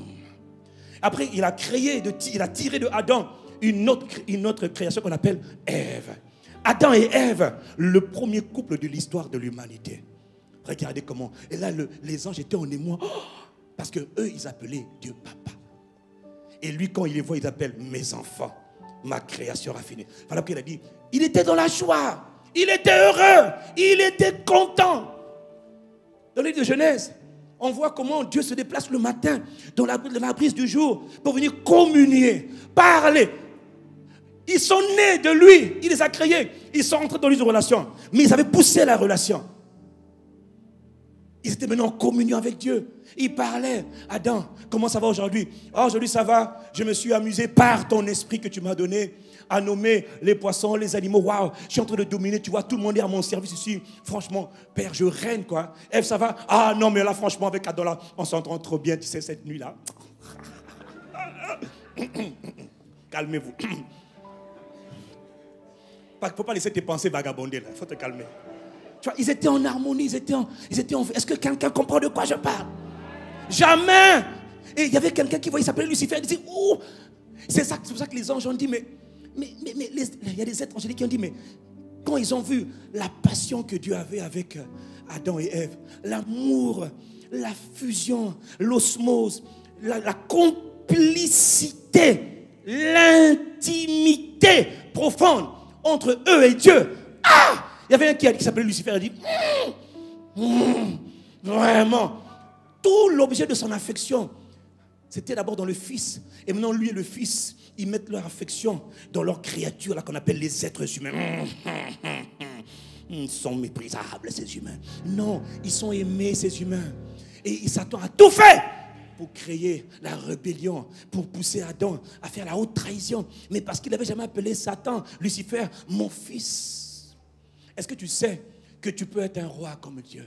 Avoir une multitude de serviteurs qui te servent. Tu peux même avoir le plus beau de tous le plus puissant de tous les premiers ministres, de tous les ministres du gouvernement. On les appelle les serviteurs de l'État ou du royaume. Mais est-ce que tu sais une chose? Aussi grand, aussi puissant, soit un ministre, premier ministre ou autre ministre, dans un gouvernement, dans un royaume, personne n'a autant de pouvoir, d'importance que le Fils. Personne ne peut remplacer le Fils du roi. Quelqu'un me dit Amen. Personne ne peut remplacer le Fils. Ils sont des serviteurs, les anges, mais ils ne sont pas des fils. Est-ce que quelqu'un me suit? Dieu voulait des fils. Et quand ils sont nés, les fils en ont été engendrés. Mais le but de Dieu, le Fils, c'est un statut, c'est une position. Est-ce que quelqu'un me suit? Mais ça ne s'arrête pas là. Dieu voulait qu'il aille encore plus loin. Est-ce qu'on peut continuer? Dieu voulait aller encore plus loin. Voilà pourquoi, mon frère, au moins la première étape, si tu as cru en Jésus-Christ de Nazareth, 1 Jean 5, verset 1, ceux qui ont cru en Jésus-Christ sont appelés les fils de Dieu. Donc déjà, la bonne nouvelle, comprends, tu es un fils. Tu n'es pas un serviteur. Tu n'es pas un esclave. Tu es un fils dans la maison de Dieu. Tu es un fils dans la maison de Dieu. Donc, finalement, par rapport aux anges, qui est préférable? Qui a le meilleur statut entre le Fils et les anges? Le Fils. Quelqu'un me dit Amen. Et tout cela, il a fait selon le bon plaisir de sa volonté. Il dit dans sa parole, dans Galates 3, verset 26, vous êtes tous fils de Dieu par la foi en Jésus-Christ. Mais à tous ceux qui l'ont reçu, à tous ceux qui ont cru en son nom, il a donné le pouvoir de devenir enfants de Dieu. Lesquels sont nés. Ils ne sont plus de la chair. Donc, autrement dit, le jour où tu es devenu enfant de Dieu, là, parce que tu as cru en Jésus-Christ, c'est une réalité. Tu es rentré dans une relation. Dis-moi Amen. Mais la relation ne s'arrête pas là. L'homme est la seule créature avec qui Dieu a toujours désiré, a toujours aimé, a toujours voulu, avec qui Dieu a toujours voulu avoir ce qu'on appelle une communion. Mais tu as commencé par la relation. Dis-moi Amen. Regarde, rappelle-toi Adam et Ève dans le jardin. Dieu aimait jouer avec eux. Dieu aimait converser avec eux. Dieu aimait discuter avec eux. C'est incroyable comment quand on lit la vie de Moïse, si on lit avec les yeux de l'esprit, on est choqué. On est choqué. Pourquoi? Je suis juste... Comment Dieu avait une relation avec Moïse? Une relation intime. Il communiait avec Moïse. Waouh! Comment Moïse parlait avec Dieu face à face. Un jour, Myriam et Aaron ont osé parler contre Moïse. Parce que Moïse avait pris une femme égyptienne dans Nombre 12. Moïse a pris une femme égyptienne, puis ils ont murmuré contre Moïse. Moïse était pour lui calme, il n'a rien dit. Qui a pris sa défense? Dieu. La Bible dit que l'Éternel l'entendit et il s'irrita. Parce que tu as touché à celui avec qui il avait une relation très intime. Est-ce qu'on peut continuer? Donc tu te rends compte que des fois, Dieu peut défendre ta cause juste parce que tu es un homme et une femme qui est dans la communion avec Dieu. Un homme et une femme de la communion. Quand Christ est descendu du ciel, Christ est descendu pour restaurer la communion et la domination. La domination, c'est le mandat. La communion, c'est le lien qui te lie avec le Père. Or, pour beaucoup d'entre nous, nous sommes nés dans la famille de Dieu. Mais nous n'avons pas transformé la relation dans laquelle nous sommes nés d'enfants. Nous n'avons pas couru. Nous ne courons pas vers la transformation de notre relation en une communion. Parce que tu vois, l'importance, le détail avec la communion, c'est qu'il y a 3 niveaux de communion. La communion t'emmène dans la relation intime. Il y a 3 niveaux d'intimité, 3 niveaux de communion. L'intimité ou la communion du serviteur. L'intimité ou la communion du fils, comme on vient de le voir. Et puis il y a l'intimité ou la communion de l'épouse. Ce sont 3 niveaux que Dieu te montre. Et c'est toi qui choisis jusqu'où tu veux aller. Le serviteur, on peut avoir une intimité avec un serviteur. Voilà pourquoi moi, quand quelqu'un me dit je suis serviteur de Dieu, ce n'est pas la position la plus avantageuse.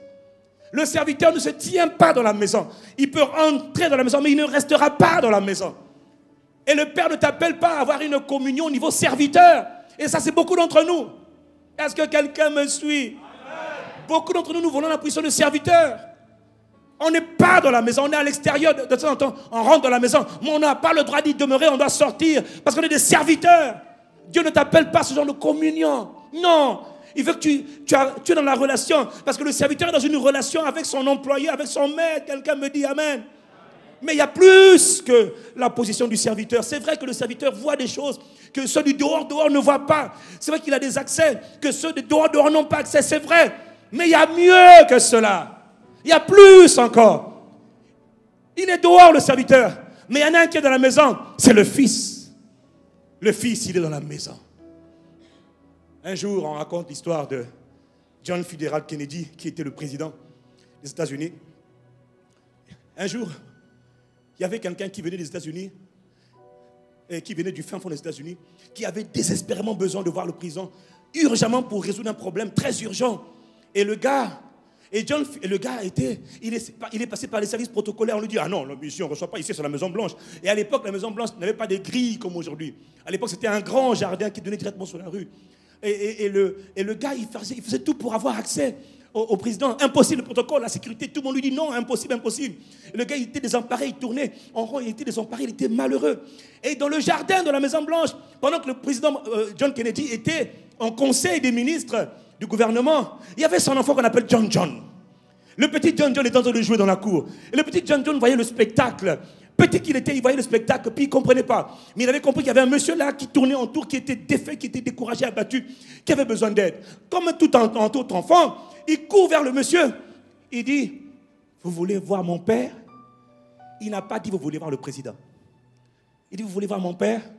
Il dit, oui, oui, venez avec moi. Il prend le gars. Il amène le gars. Et quand les gars de sécurité du protocole disent, attends, il dit, c'est mon ami, c'est mon ami. C'est mon ami, laissez passer mon ami.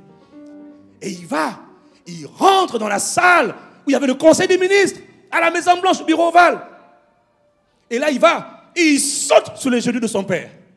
Il dit, je t'aime, papa. Dès qu'il dit ça là, papa. Le papa était déshabillé. Quand tu dis à papa, je t'aime, papa. Quand tu dis à Dieu avec ton cœur, je t'aime, Père. Ah, mon frère. Tu vois, quand il dit ça, le président le regarde. Mais il n'a pas dit, monsieur le président, je t'aime, papa. Et le papa sourit au petit. Il dit, papa, je dois te parler, c'est urgent. Et puis, le papa était désemparé.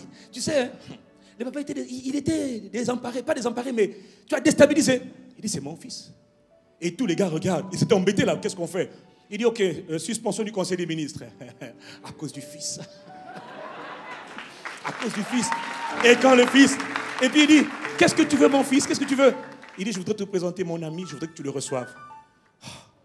Ok, amène-le-moi. Les gars, le type a rencontré le président de la République en passant par le fils. Et il a obtenu tout ce qu'il était venu demander. Ça, c'est la position du fils qui est dans la maison. Un serviteur n'aurait pas pu. Les serviteurs n'auraient jamais osé frapper la porte du conseil des ministres. Dis-moi, bon, amen. Dis-moi, je suis fils de Dieu. Ah! Mais ce n'est pas tout. Il y a une autre position dans laquelle le Seigneur veut te pousser davantage. Dans la communion. Ce n'est pas seulement le fils. Le fils a accès à la maison. Mais il y a une autre statue qu'on appelle l'épouse. Mon frère, le fils a accès à la maison. L'épouse, elle a accès au lit. Hein? La salle de bain, les toilettes, la douche, le lit conjugal là. L'épouse est là-bas.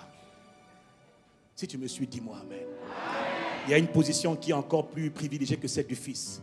Et Dieu nous dit dans la communion, c'est nous qui choisissons. Ce n'est pas Dieu qui choisit. Dieu donne les différents statuts, les différents niveaux de la communion. À nous de choisir si on veut payer le prix. Pas pour être... Déjà dans la maison, c'est parfait. Mais il y a quand même mieux que le parfait là. Il y a la chambre. Là où les choses se passent. Voilà pourquoi on dit toujours, si un homme aime sa femme, tu te lèves. Bon, déjà, pas un homme, je peux d'avoir mon exemple. Frère, excusez-moi, hein, ma femme là, je l'aime quoi. Elle, c'est clair, c'est grave. Tu manques de respect à ma femme, après tu es foutu. Mais si le roi, tu es ennemi de sa femme, mais tu es foutu, il faut se montrer. Prends-toi toi-même comme maman, et puis comme ça tu es tranquille. Si tu as des problèmes avec un homme qui aime sa femme, il aime sa femme, frère, c'est compliqué, il faut te réconcilier. Quelqu'un me dit amen. Pourquoi? La femme a des accès, elle a accès à des révélations, à des informations que la plupart des gens n'ont pas accès. Un exemple simple. Si le roi sort en tenue d'Adam de sa chambre et il va dans la cour. Donc imagine-toi, l'homme sort nu dans la cour, il va dans la piscine nu par exemple. Les serviteurs voient, ils vont fuir. Pour leur propre sécurité, ce sont les serviteurs, ils vont fuir. Les enfants vont dire, papa, par respect pour papa. Est-ce que quelqu'un me suit? Mais la femme, oh chérie, ça va?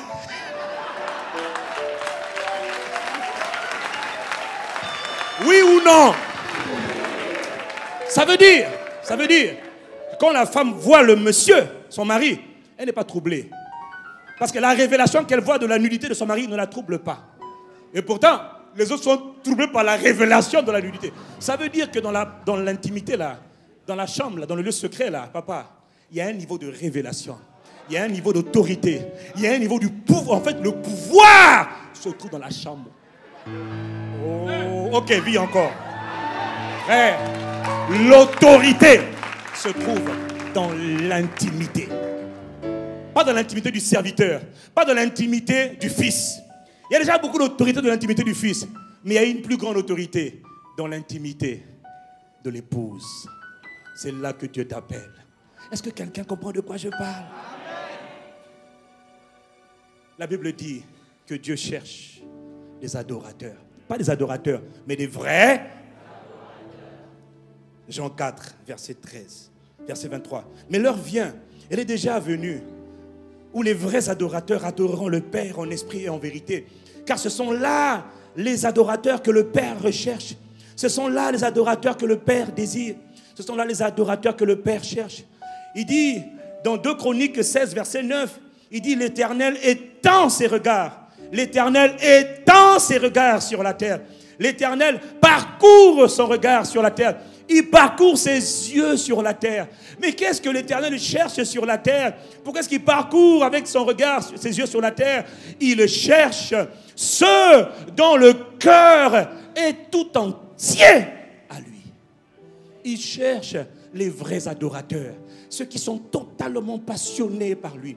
Ceux qui ont choisi qu'il pleuve, qu'il vente, qu'il neige, que les hommes de ce monde m'abandonnent, qui ne m'abandonnent pas. J'aimerai l'Éternel. Je célébrerai l'Éternel. Tu vois, imagine que toi, tu es un époux, tu rentres dans la relation, et puis l'époux te dit, écoute, je suis ton mari seulement lundi, mardi, mercredi, parce que jeudi, vendredi, samedi, franchement, je dois avoir une autre copine là, je l'aime elle aussi. Je suis partagé entre vous deux. Donc, permets-moi de vous diviser mon amour. Tu dis, ça, c'est ce que beaucoup de croyants nous faisons. C'est ce que beaucoup de citoyens du royaume font. Ils divisent l'amour de Dieu. Non, ils cherchent pas des gens qui divisent l'amour, pas des gens qui font des compromis, pas des gens qui disent ne m'abandonne pas, je ne peux pas venir à l'église parce que mon copain, ma femme, mon mari m'interdit, m'a dit si je viens, j'arrête tout. Mon copain m'a dit que si je donne ma vie à Jésus, on arrête la relation. À cause de ça, je ne peux pas changer, je ne peux pas venir à l'église tous les jours, tu comprends? Frère, tu as fait ton choix, c'est ton choix. C'est ton choix. Mais il y en a qui ont dit, je choisis de donner mon cœur tout entier à Dieu. Ma vie, frère, j'avais 23 ans quand j'ai fait ce choix. J'avais 23 ans quand j'ai dit, Seigneur, toute ma vie, je te servirai. Je serai consacré à Dieu. Je t'aimerai. Je te ferai plaisir. J'avais lu un livre, 2 livres. 1, La crainte de l'Éternel. 2, Chasseur de Dieu. Le livre Chasseur de Dieu de Tommy Tenney a bouleversé ma vie. Quand j'ai eu le bouquin, Chasseur de Dieu.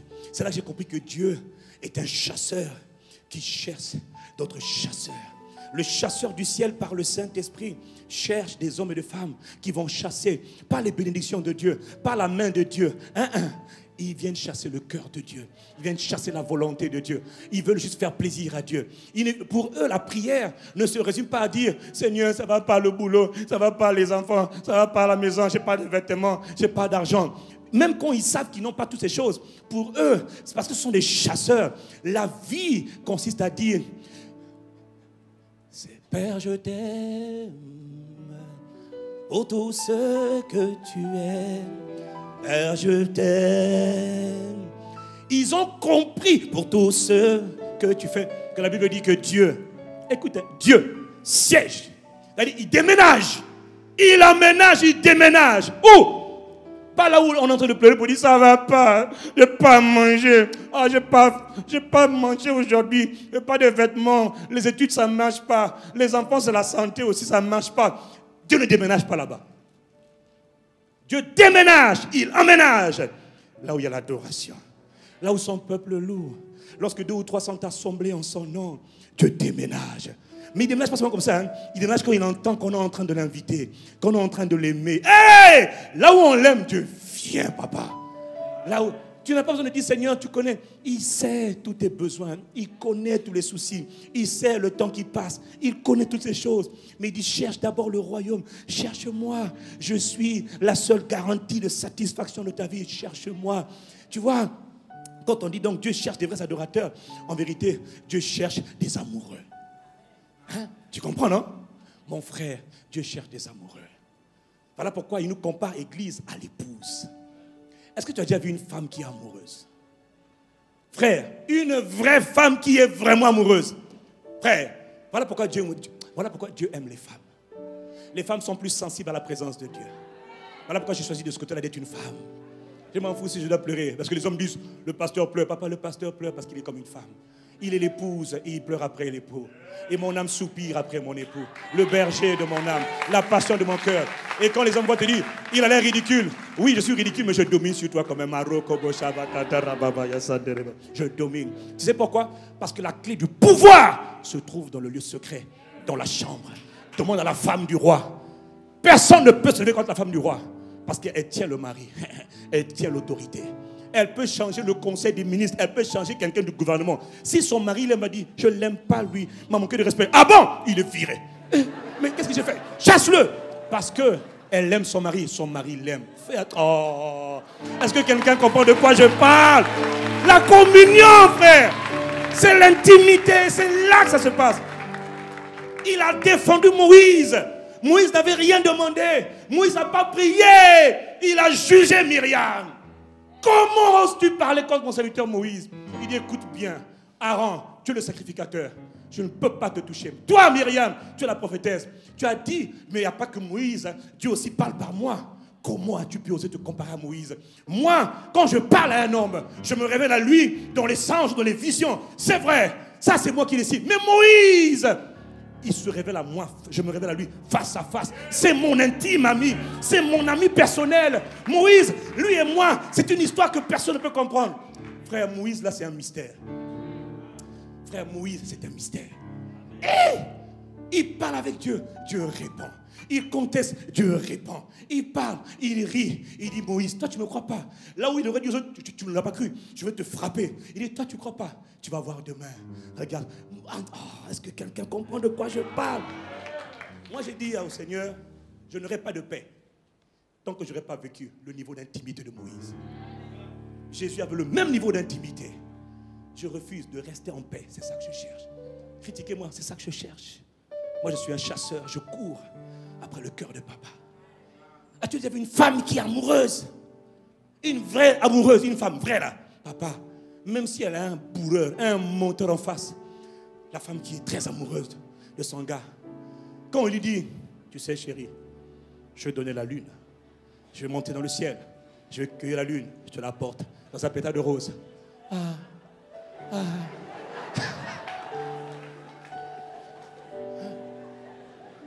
Mais elle te ment. Non. Tu sais, elle n'écoute pas les paroles, hein. Elle va se mon amour.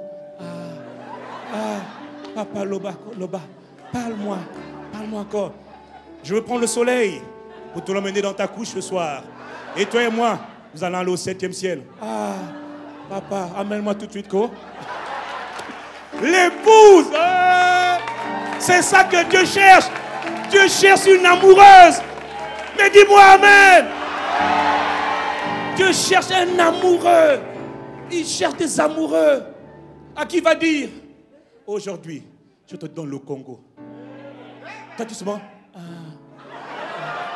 Et tu vois, alors qu'aux autres, il a dit, je te donne le Congo. On va dire, mais c'est impossible, parce que le Congo est trop grand, parce qu'il y a trop d'ennemis, parce que je ne pourrais pas m'en sortir. Mais tu ne comprends pas, ce que tu dis est impossible, tu vois. Tu vas douter la parole. Mais quand tu es amoureux de Dieu, si tu as dit, je te donne les extrémités de la terre, je prends, Seigneur, je crois, tu vas me le donner. C'est ça que Dieu cherche. Tu es tellement amoureux que tu ne doutes pas de ce qu'il dit. Tu es tellement épris de lui. Oh, moi je l'aime. Hey! C'est-à-dire, je l'aime tellement que tout ce qu'il me dit, Yves, c'est ce que je veux faire pour le Congo, pour le monde. Oui, papa, je suis d'accord, papa, allons seulement. Papa, je t'aime, papa. Pour tout ce que tu es, Père, je t'aime. Aide-moi à t'aimer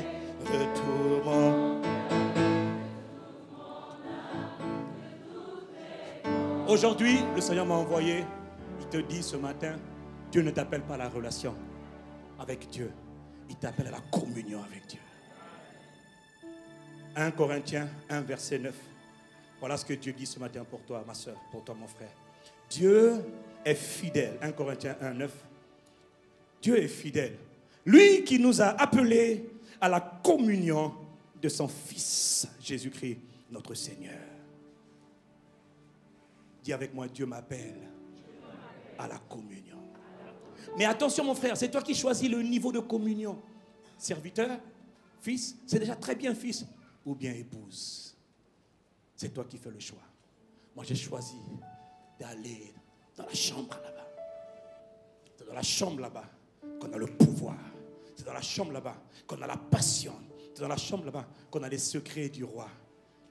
Et il te dit comment il nous appelle à la communion de son Fils ou dans la communion avec son Fils. D'autres versions disent, mais comment on fait? Dans 1 Jean, verset 1, chapitre 3, 1 Jean 1, il dit, ce que nous avons vu et entendu, nous vous l'annonçons à vous aussi, afin que vous aussi, vous soyez en communion avec nous.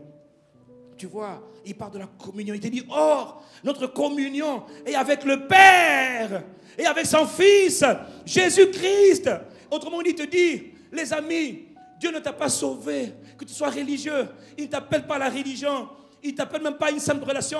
Il t'appelle à une relation de qualité supérieure. Une relation de dimension supérieure. Qu'on appelle la communion. Le koinionia. C'est là qu'il t'appelle. Et il te dit là-bas, il y a plusieurs paliers. Va dans le palier supérieur. Va dans le palier final. Dans la chambre du roi. Dans la chambre du roi. Il dit, c'est là qu'il t'appelle. Mais je dis, mais comment Dieu est dans le ciel? Le Fils est dans le ciel. Comment je fais pour être en communion avec Dieu? Comment je fais pour être en osmose, dans l'intimité, dans la passion avec Dieu? Il te dit, comment tu fais? Il dit, je te donne la réponse. Dans 2 Corinthiens 13, verset 13, il te dit que la grâce du Seigneur Jésus, que l'amour de Dieu le Père et que la communion avec le Saint-Esprit, la communion du Saint-Esprit, la communion par le Saint-Esprit, soit avec vous tous. Il te dit donc que la communion avec le Père dans le ciel, avec le Fils dans le ciel, se produit au travers de l'Esprit qui est en toi, du Saint-Esprit. Oh Saint-Esprit, nous t'avons tellement méprisé, alors que c'est par toi seul que la communion avec le Père est possible.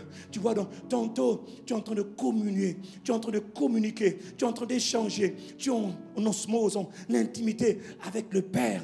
Tantôt, tu le fais avec le Fils, mais tu le fais seulement au travers du Saint-Esprit. Ne néglige pas la personne du Saint-Esprit. C'est par lui, c'est par lui. C'est par lui que je parle, c'est par lui que je respire, c'est par lui que j'aime. Personne ne peut aimer Dieu si ce n'est par le Saint-Esprit. C'est le Saint-Esprit qui me révèle le Père. C'est le Saint-Esprit qui me révèle le cœur du Père, le cœur de Jésus. C'est le Saint-Esprit qui va me révéler le rôle de chacun, le Père, le Fils et lui-même. Qu'est-ce qu'il fait? Comment il fait? Quelqu'un me dit Amen. L'enjeu de la bataille de tout croyant, c'est la communion. Voilà pourquoi Satan attaque beaucoup la communion. Parce que dans la communion, il y a tout. Dis-moi Amen. Dis avec moi la communion. Il faut chercher.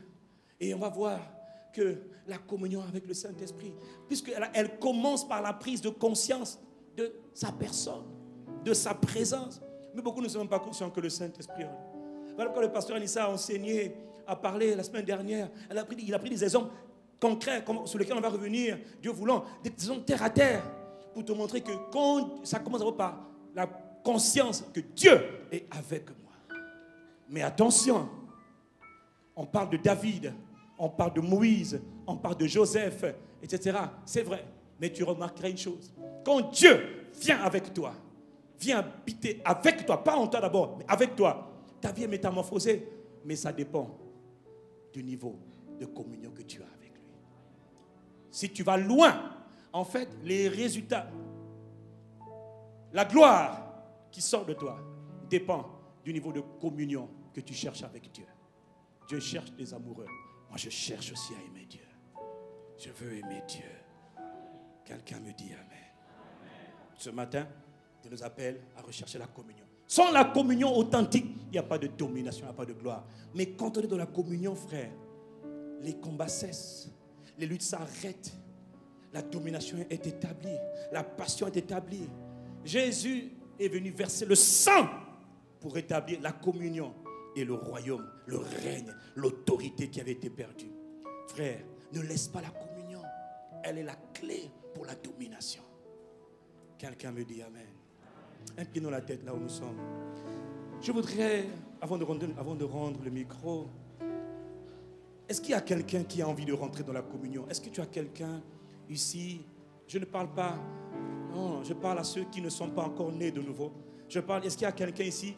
Tu vois, tout ce que je viens de dire ne s'applique pas à toi si tu n'es pas encore né de nouveau, parce que la première étape, c'est d'abord de rentrer dans la relation avec le Père. Comment est-ce que je deviens un enfant de Dieu? Ce n'est pas la religion. La religion n'est pas la réponse. Dieu t'appelle à la communion avec son Fils et avec lui-même au travers de son esprit. Est-ce qu'il y a quelqu'un ici qui n'a pas encore rencontré le Christ, qui n'est pas encore né de nouveau? Donc tu n'es même pas encore enfant de Dieu, s'il te plaît. Si tu n'es pas encore, tu sais dans ton cœur que tu n'es pas encore né de nouveau. Tu n'es pas encore enfant de Dieu. S'il te plaît, lève la main. Nous voulons juste te faire au moins rentrer dans la famille de Dieu pour que tu sois au moins enfant de Dieu. Et après, tout ce qui est dit pour la communion sera ton partage. Mais ça commence par la relation entre le Père et le Fils. Est-ce qu'il y a quelqu'un? Tu n'es pas encore. Les autres, baissez la tête, s'il vous plaît. En signe de révérence envers Dieu, baissez votre tête, s'il vous plaît. Est-ce qu'il y a quelqu'un? Lève seulement la main là où tu es. Pas besoin de venir devant. Lève seulement la main. Nous voulons prier avec toi. Est-ce qu'il y a une personne? Merci, ma soeur. Merci. Est-ce qu'il y a encore quelqu'un d'autre? Les autres, baissez la tête, s'il vous plaît. Merci, mon frère. Merci. Merci, mon frère. Merci, jeune dame. Merci. Laissez les autres baisser votre tête. Ne les mettez pas mal à l'aise. C'est Dieu qui appelle à la communion avec son Fils Jésus. Mais la communion commence d'abord par la relation. Il faut d'abord naître de nouveau. Il a dit dans sa parole, si quelqu'un ne naît pas de nouveau, il ne peut pas rentrer dans le royaume. En rentrant dans le royaume, on devient fils de Dieu. Ça commence par là. Soyez bénis. Maintenant, je vous demande juste, vous qui avez de votre main, mettez-vous debout là où vous êtes. Et je vais vous prier avec vous, vous faire rentrer dans la famille de Dieu, rentrer dans la maison de Dieu. Levez-vous là où vous êtes. Pendant que les autres ont la tête baissée, levez-vous s'il vous plaît là où vous êtes. C'est Dieu qui vous appelle, ce n'est pas moi qui vous appelle. C'est lui qui vous a aimé avant la fondation du monde. Ce n'est pas nous. Nous ne faisons que parler de sa part. C'est lui qui vous a appelé. Et il veut vous sauver aujourd'hui. Il veut faire de vous ses enfants aujourd'hui. Il veut vous ramener à la maison du Père aujourd'hui. Ce n'est pas la religion, mon frère. C'est une relation qui commence par une relation, c'est vrai. Et après, elle va vers la communion. Et c'est Dieu qui vous appelle à être en communion avec Jésus le Christ par le Saint-Esprit. Vous allez répéter après moi cette simple prière. C'est une simple prière par laquelle on rentre. Ce n'est pas un rituel, ce n'est pas compliqué. C'est simplement une simple prière. Il a dit dans sa parole, si tu confesses, si tu crois dans ton cœur que Jésus est vivant, qu'il est ressuscité, et si tu le crois dans ton cœur, et si tu le confesses de ta bouche publiquement, alors tu seras sauvé. C'est comme ça qu'on est sauvé, c'est comme ça qu'on est dans la famille de Dieu. Vous allez donc répéter après moi et l'assemblée entière va répéter avec vous en même temps pour vous accompagner dans ce choix, pour vous accompagner dans cette nouvelle rencontre, cette nouvelle relation avec Dieu votre Père. Ce n'est pas une religion, mon frère. La religion ne sauve personne. C'est Jésus qui sauve par la relation qui commence avec lui. Vous allez répéter après moi, Seigneur Jésus-Christ. Seigneur Jésus-Christ, j'ai entendu ta parole. Ce matin, je m'abandonne à toi. Je te reconnais ce matin. Je reconnais ce matin que tu es mort sur la croix pour moi. Et tu es ressuscité pour moi aussi. Lève parler plus fort. Seigneur Jésus-Christ, aujourd'hui, par ma décision de ma volonté, j'accepte de te recevoir dans ma vie comme mon Seigneur personnel, comme le souverain de ma vie et comme le sauveur de ma vie. C'est pour moi que tu es venu sur la croix. C'est pour moi que tu es venu dans ce monde. Je te reçois donc ce matin. Je crois que tu es ressuscité d'entre les morts. Je crois que tu es vivant pour toujours. Je crois que tu règnes à jamais. Et je crois que tu reviens bientôt. Je te remercie de m'accepter comme ton petit frère et de me faire rentrer dans la famille du Père au travers de Christ et de son sacrifice. Père, je te remercie parce que tu as dit dans ta parole, si je crois dans mon cœur et je confesse de ma bouche, je serai sauvé. Alors aujourd'hui, par cette confession, je déclare mon salut.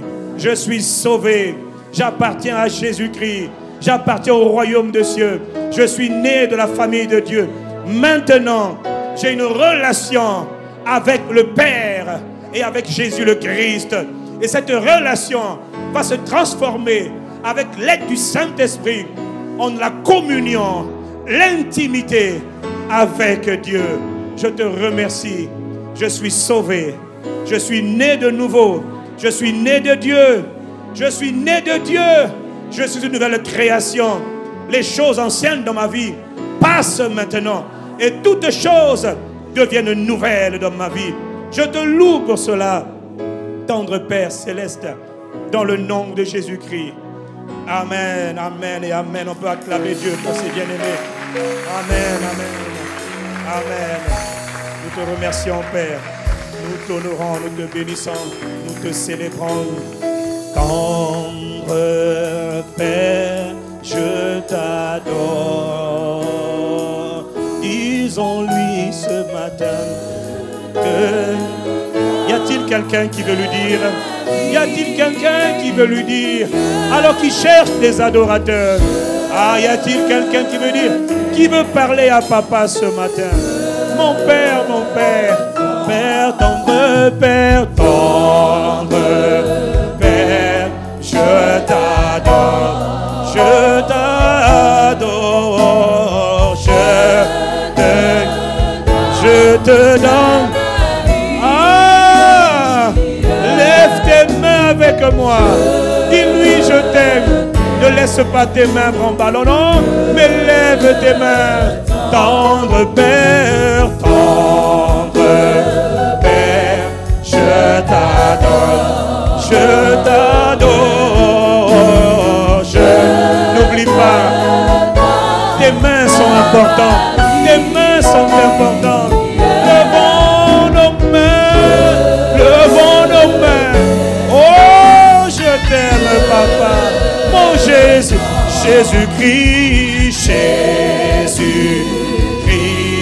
je t'adore,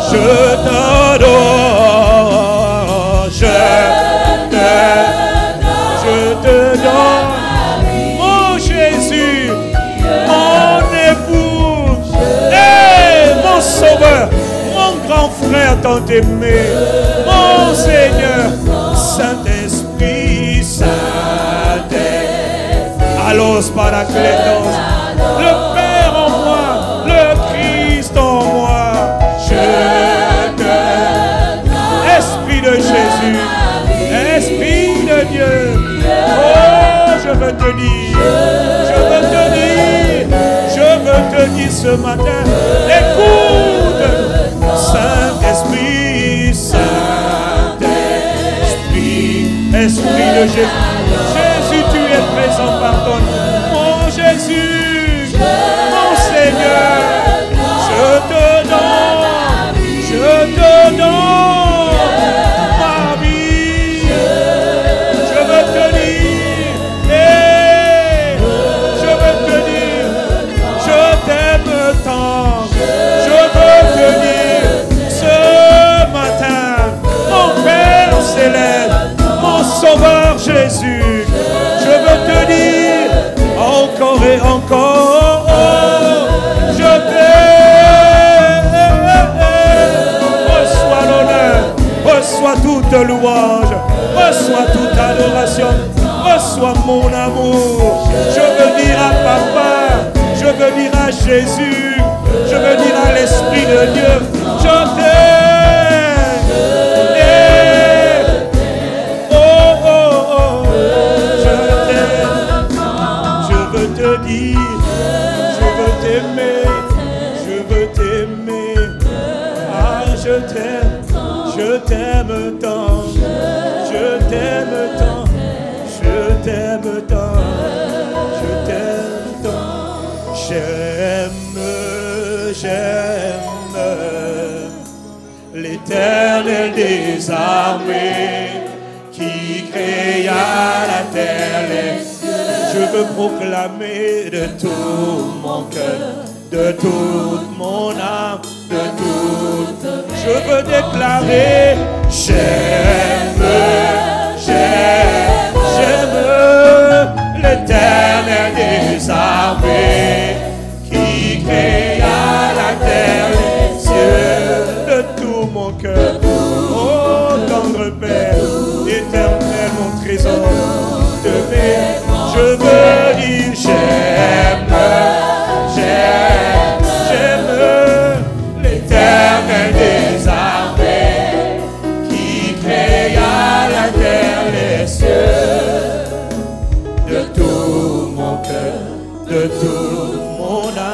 de toutes mes pensées. Notre Père, tendre Papa, nous faisons cette prière, Père, dans le nom de Jésus-Christ. Nous te supplions, Père, pour la famille Impact Centre Chrétien, pour l'Église du Congo, pour les croyants comme les non-croyants. Nous te supplions, Père, accorde-nous la grâce de vivre ce pourquoi tu es venu sur la terre, Seigneur Jésus. Ce pourquoi le sang de Jésus a été versé. Restaurer la communion, restaurer la domination. Cette année 2016, année calendaire, c'est vrai. Année chronos, c'est vrai. Mais aussi année Kairos, c'est la saison de Dieu pour notre élargissement.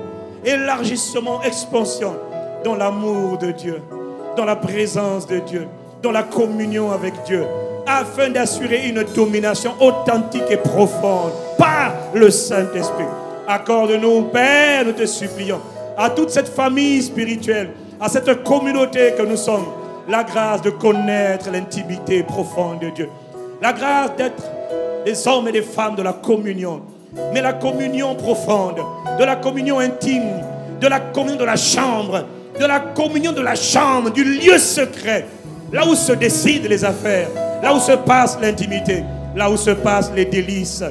Voilà pourquoi, Père, accorde-nous la grâce de vivre comme Moïse, comme Jésus de Nazareth le Christ, cette intimité profonde. Père, nous faisons cette prière par ton esprit. Ce n'est que par toi, Saint-Esprit de Père, Saint-Esprit de Dieu. Ce n'est que par toi que nous pouvons y arriver. Sans toi, nous ne pouvons rien faire. Nous t'invitons, magnifique Esprit de Dieu. Amène-nous dans les profondeurs après les profondeurs, dans les hauteurs après les hauteurs, dans les délices de ta présence, dans les délices, les régals de ta présence. Dans ta présence, il y a abondance de paix, il y a abondance d'amour, il y a abondance de joie. Qu'est-ce que je demande de plus? Il y a abondance de richesse, abondance de gloire, abondance de tout ce dont j'ai besoin. Je te supplie, ne nous laisse pas nous égarer, mais emmène-nous dans les profondeurs. Esprit de Dieu, nous te supplions.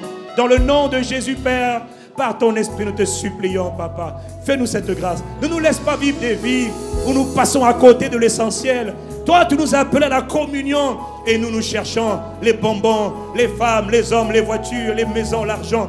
Tu ne nous as pas appelés à ces choses. Toutes ces choses sont supposées nous suivre. Elles vont nous suivre lorsque nous cherchons seulement les profondeurs de l'intimité, de la communion avec toi. À toi qui as commencé cette œuvre de transformation en nous, qui est fidèle pour l'achever. À toi la gloire, à toi l'honneur, à toi la louange. Dans le nom le plus beau, le plus prestigieux, le nom de Jésus-Christ. Nous t'avons prié. Merci, Papa.